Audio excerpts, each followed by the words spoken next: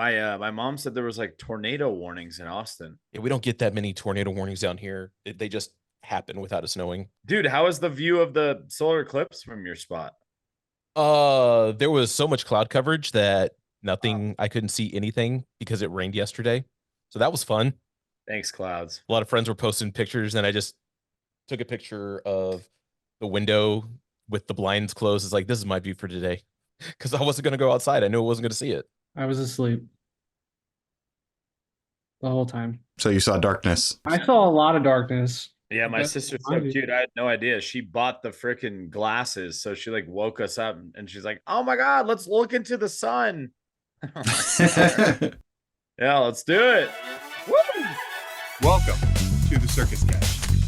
I'm always up for the challenge. Are you kidding me? Guess who called that one? I am dubbed the Houston player hater. I don't have time to believe. You got butthurt. What is he thinking? Is he the greatest of all time? It is like magic.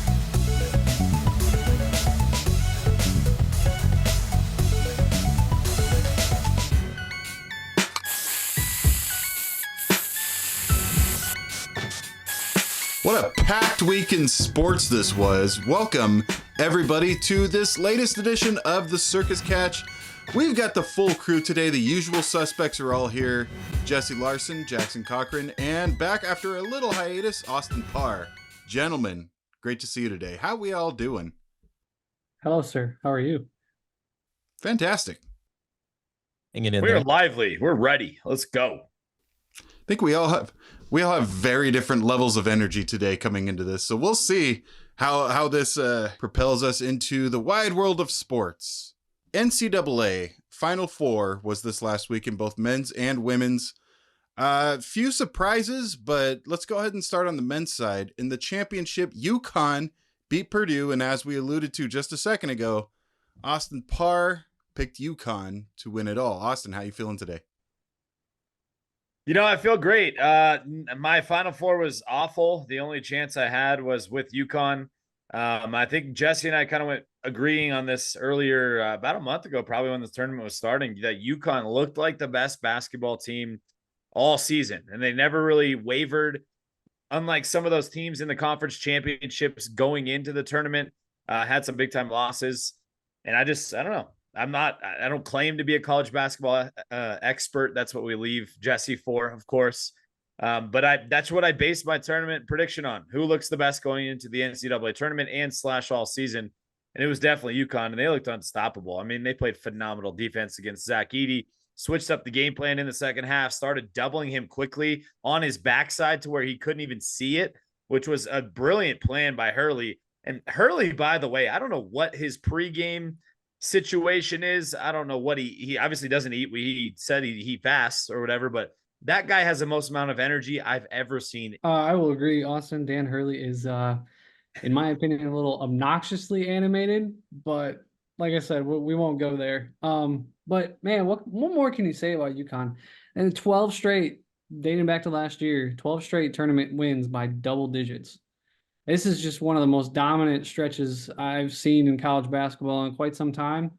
Going to be interesting to see. They're opening up as the odds-on favorite, so repeat again for a three-peat. Obviously, that's going to change drastically when players start to announce their departures and incoming transfers and stuff. But man, what a dominant run!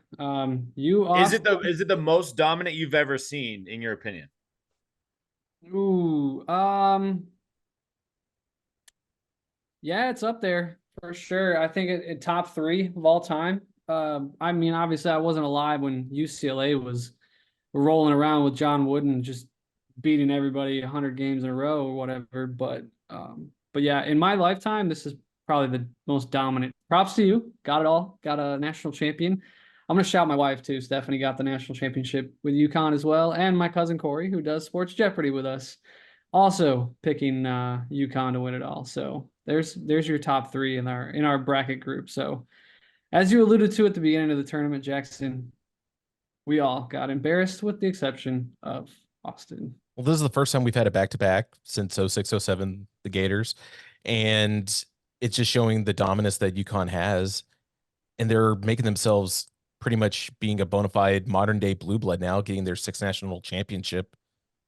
since '99. That's crazy to think about. Put And some the fact respect on their name. that's what I'm doing. What do you think I'm doing? I'm I'm saying giving everybody, them their They're flowers. not a I'm saying bona fide everybody blue else. blood anymore. Everybody else. They're Well, they're not a modern day blue blood. They are a That's- official blue blood. This is not a debate anymore. This is Yeah. official status. This is not a question mark anymore. It's I'm sick of seeing threads on Reddit. UConn's not a blue blood. No, They are. that's crap. They are. They're definitely blue blood. Did you even watch any of the tournament this year? Did you watch any of the tournament last year? Did you see how they just steamrolled everyone? Yeah. Yes. That's all I'm saying. All right, guys, let's switch it over to the women's side where UConn also made the Final Four, did not move past the semifinal into the tournament championship on somewhat of a contested foul call in the UConn-Iowa game. What did we think about that one? It was a crap call. Like, let's just put it that way. It's pretty blunt, yeah. I hate to kind of throw the conspiracy theory out there because you guys know me. I'm so anti-theory like that. But it felt like at the end, towards the end of that game, they wanted Iowa. They wanted Caitlin Clark in the national championship game, because I think UConn deserved that win. For me, it was a bad call for sure. You just can't, in my eyes, if you have to be consistent, right? The biggest thing we want from referees is consistency. Same thing with umpires. Just be consistent. If you're going to make bad calls, well, consistently make all the bad calls. Make them all. I don't care. Just be consistent. So at least we could say, okay, well, at least he was consistent. This guy started the 5-minute mark calling moving screens, called the same call. That's not the case. This is also a very physical basketball game, and I don't really understand why that call was made. If you slow down any call in basketball, anything, any screen or anything like that, every single screen can be called a moving screen if you really look at it. Yeah, I definitely agree with you guys on that point. The foul was away from the ball. There's only a few seconds left in the game. Let it play out how it's going to play out. That's the ending that college basketball fans deserve. That's the ending that these teams deserved. It was such a ticky-tack call. That's the thing, too. Like, sure, if you really break it down with the naked eye, technically it is a foul, but in the moment, you have that discretion as a referee, and it is a part of your job to make sure that the game keeps moving forward. So I agree with you guys. I was a little upset about that, more than a little bit, but I digress.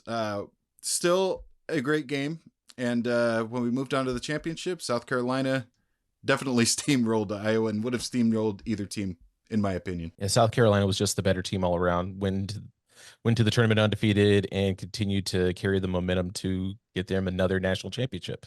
It's just they were the better team. Caitlin Clark versus a more defined, more balanced team. That's kind of what you were looking at whenever you were doing the matchup. Caitlin got her shots, but South Carolina, while Caitlin had 18 points in the first quarter, South Carolina was able to just come back and play just their type of basketball, and they got it done. That's all it really was. You were thinking that it was going to be close, but nah. Second half, it was a completely different game. About adjustments, and Dawn Staley is one of the goats of making adjustments during games. It is crazy. Props to her. I mean, she's a legend at this point.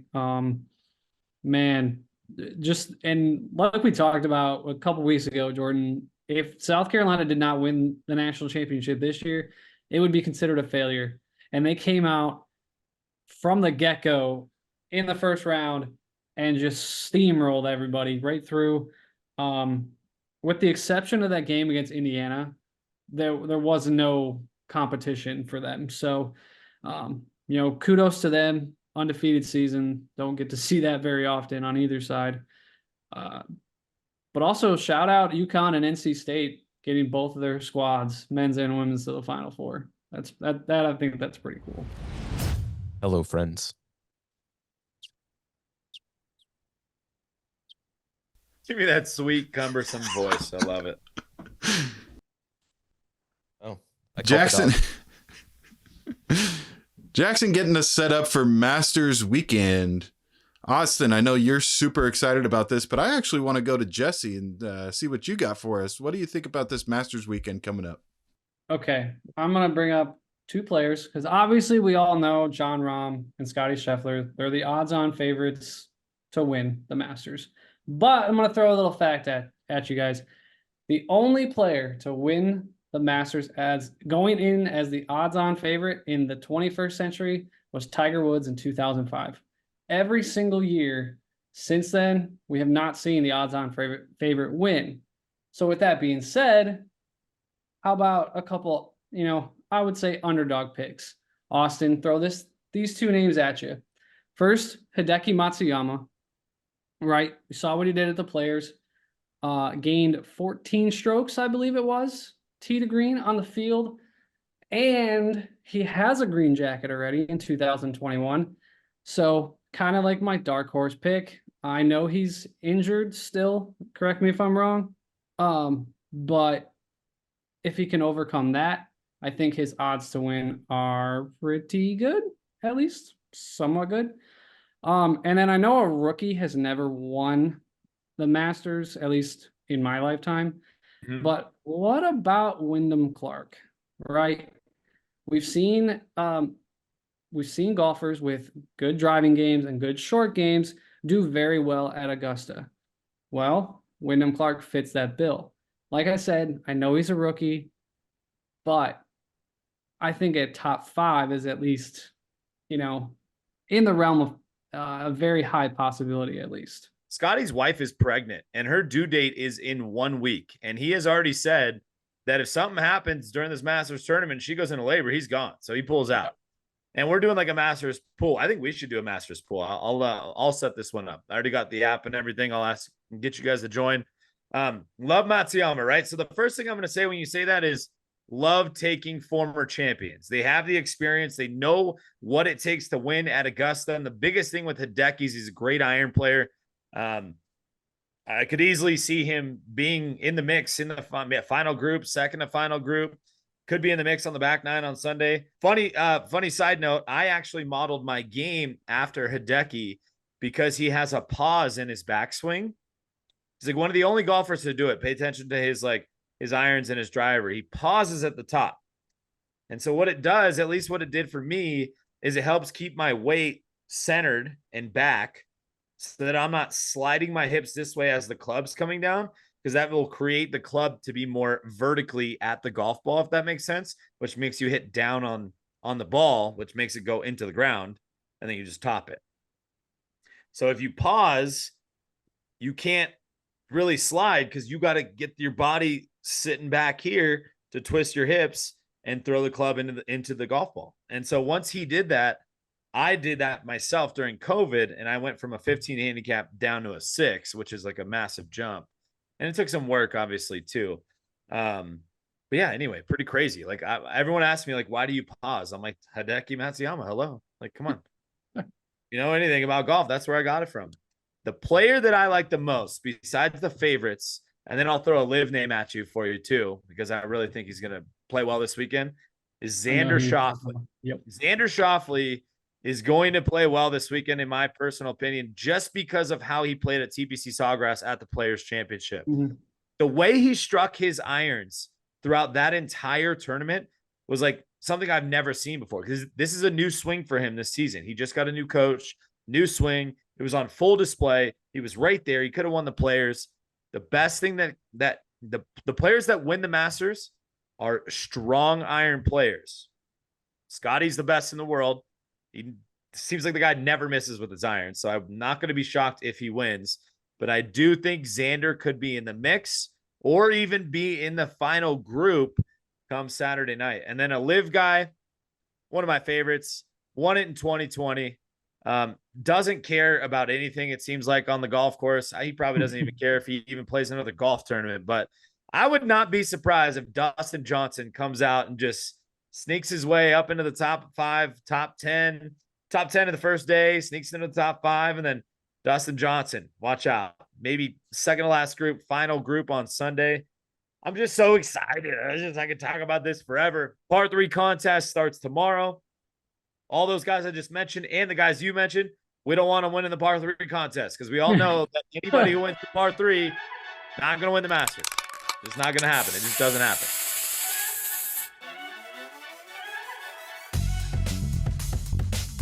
We're coming up on a couple of regular season endings, but before we run through the NBA, we're going to skate through the NHL. See what I did there, Jesse? Dad jokes, man. You're already They're real there. upset with me. They're there. Let's talk about hockey, though. We mentioned just in passing last week that New York has nothing real special going on right now except the Yankees. Got to take that back. Obviously, I didn't include the Rangers in that. That's my fault. Even the Islanders are doing pretty well, but the Rangers, I mean, it looks like they're probably President's Trophy favorites right now, no? Absolutely. They're playing some of the best hockey we've seen all season. They've overtaken Carolina now in the Metro for first in that division. I'm also looking at it right now. They sitting at 110 points. They don't have any games in hand on the Bruins anymore. But yeah, definitely striking that old comment there, Jordan. The Rangers are definitely one to look for in the state of New York. I'm gonna be straightforward. I don't think there's a favorite in the Eastern Conference at all. Any one of Carolina, Boston, Florida, or New York to me is a threat to win the cup.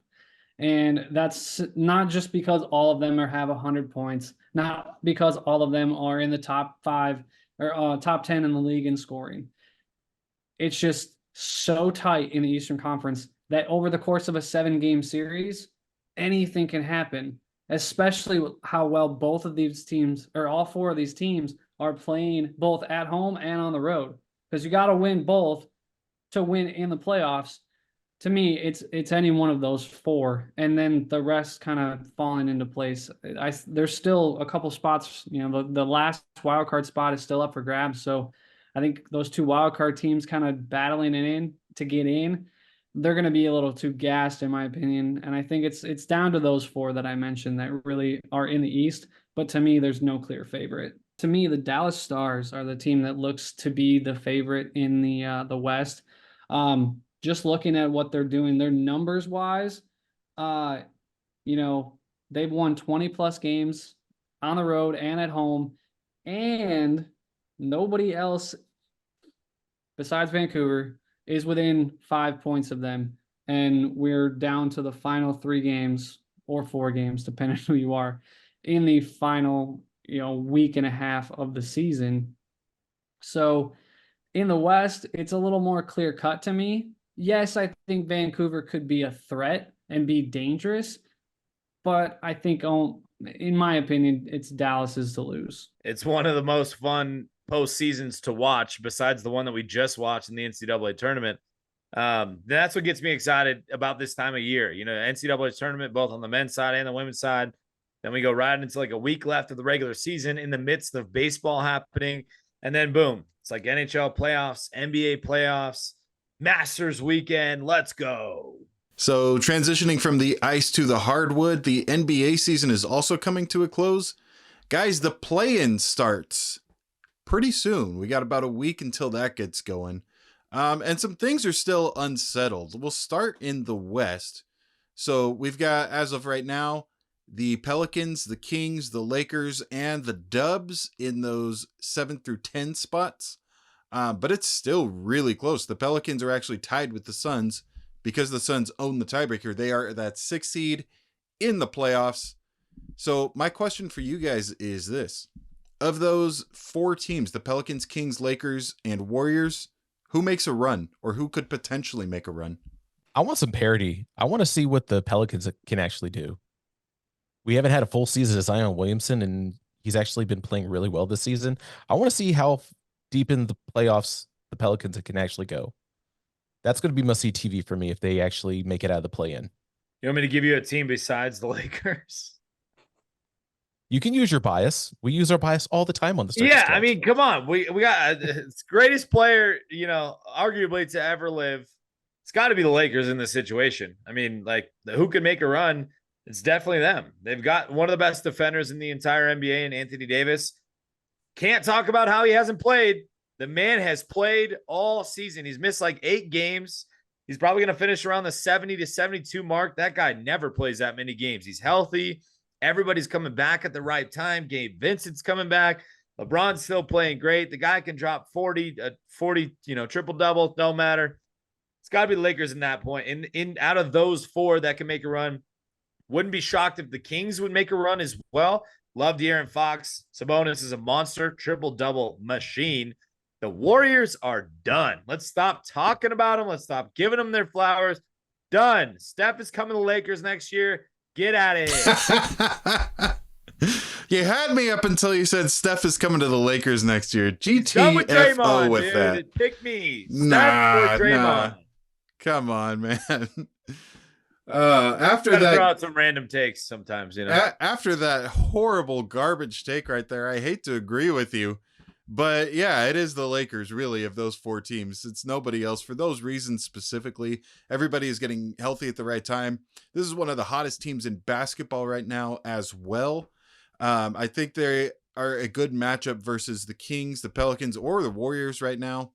As good as Zion has played this year, Jackson, I don't think that the Pelicans are doing much of anything right now. I think they're just kind of hanging in there, whereas the Lakers are kind of going off on a tear. But it's hard for me to justify any of these teams going on a run because in the first round, they will get one of these following three teams, the Timberwolves, the Nuggets, or the Thunder. Who do you want to face in the first round, right? You definitely don't want to face the Nuggets. You definitely don't want to face the Timberwolves. The Thunder are a young team, but can I really say that I would pray for a matchup against the Thunder? No, absolutely not. So I think that's your only shot of making it into the second round out of that Western Conference. All right, so in the Eastern Conference, the gap between the Celtics and the Bucks has spread all the way to 15 games, the 1 and the 2 seed. The Eastern Conference, and in some opinions, the NBA is the Celtics to lose this year. But I digress. Let's go ahead and take a look at that play-in bracket right now. We've got the Sixers, we've got the Heat, we've got the Bulls, and we've got the Hawks. Same question, guys. Who could we see potentially going on a run out of those four teams? I know where Jackson's going. Where am I going? Miami. South Beach, baby. Sizzling. We're cooking. Something about Miami. Anytime playoffs start, playoff Jimmy shows up, they just tear it up. They can't hoist the Larry O'Brien, but they get there. And that's the crazy thing.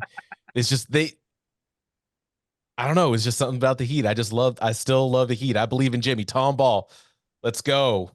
You're not wrong, man. Every year in the playoffs, they do something crazy, like for no reason too. They just turn it on at the right time. They barely make it in, and then they have to go up, put themselves in a position to go up against these top tier teams. And a lot of times they end up beating them. That being said, I'm not going to go with the Heat. I'm still going to stick with the Sixers because they're getting Joel Embiid back at the right time. They've just won 5 in a row as of the time of recording right now. So they're catching fire at the exact right time. If they go up against the Celtics in the first round, I'd say they don't have a shot. But if they get the Bucks, the number 2 seed right now, that could change before the end of the season. I'm still holding to that fact that the Sixers are a better team than the Bucks with Joel Embiid, and I'm going to say that the Bucks go down in the first round again if they match up with the Sixers. That would be wild. I just don't trust the process. I haven't been trusting this process with Philly. Philly, I'm sorry, guys. You don't deserve any pleasantries. You don't deserve any joy. The Houston player hater is back, ladies and gentlemen. He's back. He is back. They don't deserve anything, huh? Well, I mean, the question isn't about what they deserve. The question is, out of those 4 teams, which one will make a run? And it's definitely not Miami. They don't have the pieces around them on the bench that they've had in these previous runs. I don't really think that they just don't look like they have it in them this year. They just don't look like they have that sizzling fire down there in Miami Beach. They're not cooking with gas over there. They're on the electric stove. You know, they're still trying to figure out how to do that dang thing. They're confused. I can still cook a good steak on an electric stove. Hey, touche. No, but Jordan's right. For all those reasons, it's Philly. I mean, one of the best players, the MVP last year, you know, Joel Embiid. He's a monster. Tyrese Maxey has been playing ball. I mean, he had 52 points the other night. Stepped up big time in Joel Embiid's absence. And I feel like if there's, you know, just like you just said, if there's one team out of those 4, it's definitely not the Bulls. And the Hawks, no way. Miami, but it's got to be the Sixes. Jackson, actually, do you want to bring us in with this one about the MLB pitchers?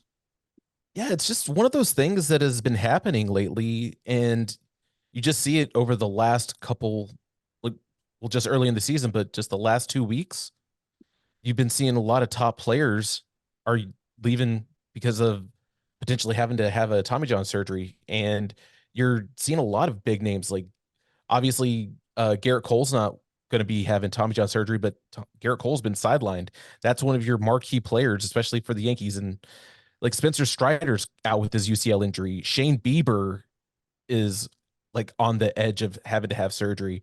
And just a great piece. If you can go, Ari Alexander from KPRC Channel 2 was at the AAA Astros affiliate interviewing Justin Verlander and got a great, like, close to a 5-minute quote just talking about where pitching is now compared to where Verlander was like earlier in his career and having to do rehab. And Verlander also coming off, well, he had Tommy John surgery 2 seasons ago, I believe, 3.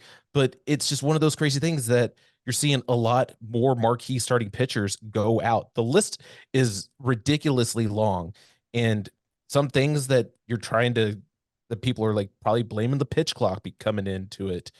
Because if you also look like Shohei Ohtani, he had his elbow surgery. They're all facing elbow issues right now. It's just crazy to see.